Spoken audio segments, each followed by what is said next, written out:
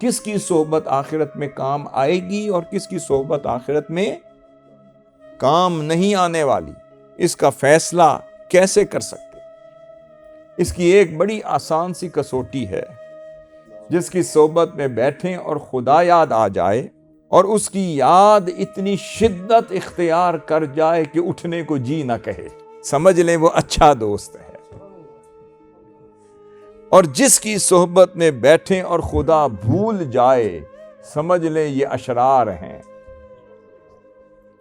اور جن کی صحبت میں بیٹھیں تو خدا یاد رہے، اور جس کی صحبت سے اٹھنے کو جی نہ چاہے اور پھر اس کی صحبت شدت اختیار کرتی رہے اور چلے بھی جائیں تو وہ منظر نہ بھول سکیں، چلے بھی جائیں تو وہ صحبت کا وہ حال نہ بھلا سکیں، وہ کیفیت نہ بھول سکیں۔